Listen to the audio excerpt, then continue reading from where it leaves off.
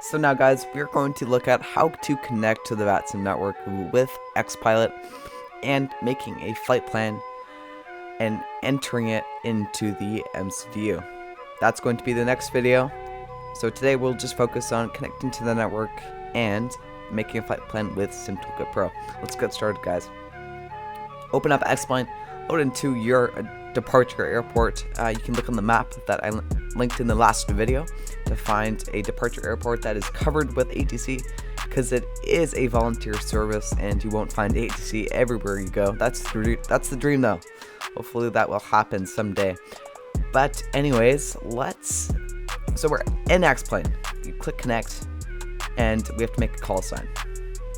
To find call signs, I use this great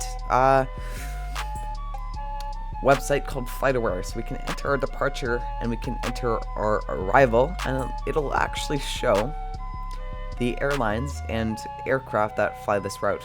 So for example, let's do this one. It's American AAL 2347. It's always going to be a 4-digit number, 2347. Make sure to put the prefix for the what's it called, airline. Then we can select our aircraft. So I'm in an A321 today, so we can select that there. Don't worry about SELCAL. You'll only need that if you're doing transatlantic routes, and I don't think you should be doing those on your first Vatsim flight. So let's just click connect. Right, there we go. Now we are connected to the network. If there's other aircraft at the airport, you should be able to see them. I don't know if there's any other aircraft at Charlotte. There is. There's Delta 350 taxiing. So you should be able to see other aircraft. If you're not seeing other aircraft and there is other aircraft at the airport, then there's something wrong with your model matching. So just try reinstalling X-Pilot and make sure that you download the Bluebell CSL models. So that's done. Inside the cockpit, let's make our flight plan. Open up SimToolkit Pro. It'll prompt you to make an account, so make sure you do that. Let's go to settings. Let's scroll down and enter your SimBrief username. In our first video, we showed you that you need to create a SimBrief account. That's where that comes in handy. Enter your SimBrief username right there, and it should connect to SimBrief. Let's go to fleet. And to add your fleet, just click this add button. I already have an American A321 here, so we don't need to do that. But that is where you add your fleet. Now you can go to flight planning, create a new plan, departure, Charlotte. So this is a prefix, like a abbreviation for the airport that you're at. So Charlotte is Kilo, Charlie, Lima, Tango. Our arrival is Atlanta, Kilo, Alpha, Tango, Lima. Our aircraft is going to be an A321. Let's select the American, and then I think it was 2347, so we can enter that there.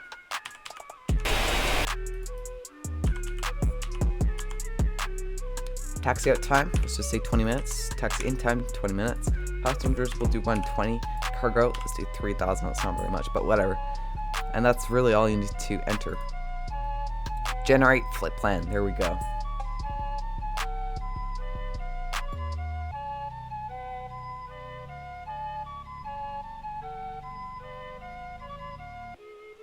Right.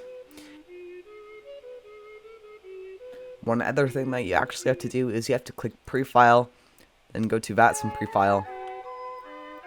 Then you're going to be prompted to log into your Vatsim account. There's our call sign, and click File Flight Plan. That's all you'll need to do. This is so that the ATC actually knows where you're going to and can look at your flight plan. There's the flight plan right there.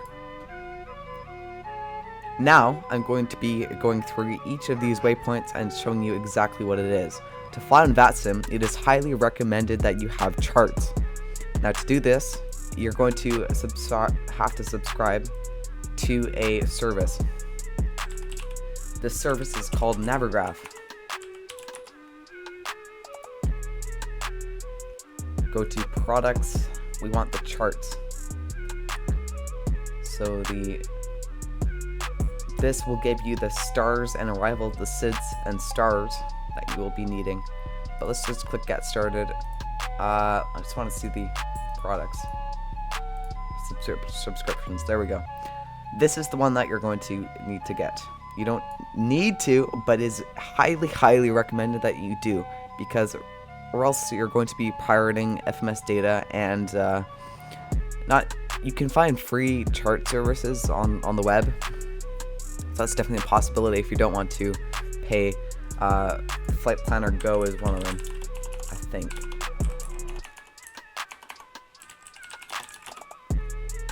Flightplan.com, that's the one. And you can get charts off here. Okay? But Navigraph is what you need to get if you want to. I mean, this is your first time, so I would try it out first, but eventually you're going to need to do this. But for the purposes of this demonstration, I'm going to be showing you the SIDS and stars, so you won't be able to see those unless you somehow get access to the charts. So, Charlotte, departure airport. Atlanta, arrival airport. Departure runway 23, arrival runway 27 right. So if there's no ATC at the given moment, you'll be using those runways, but the ATC will actually give you the runways, so don't worry about that if you have ATC. And moving on, the Bobsy 4. That is our departure. And Tinsley is our transition. So we can go to plugins, Avatab. Don't worry about this. You need Navigraph to use this. Let's enter Charlotte. Go here. Departure. So we can find the Bobsy 4 departure. There it is. So we are here. We depart, make a left turn on heading 330, that's pretty normal, and then we'll attach to the departure. So departure, the STID, Standard Instrument Departure, is what helps stream aircraft out of the airspace, out of the Charlotte airspace. If you're coming to an airport, all airports will do this unless you're flying GA. You'll just enter into the traffic pattern, and this is going to be needed. So there's different transitions. Those are basically the exit waypoints. So what's happening here is Bobsy, Tinsley, that's our exit waypoint. So that's the Bobsy 4 Tinsley transition. And that's where we will be exiting today. Now, back to Simple Toolkit Pro. Now, we have a few waypoints that are your cruise waypoints. So your SID gets you to your top of climb, and then your arrival gets you down and into Atlanta, in this case, of course. So that's the Aussie one, and then the Levi transition. There's Tinsley and Levy. So I'll show you that here. You can search for Atlanta. Click next. Arrival, Aussie one. There's two different ones. That it doesn't. This is just for demonstration.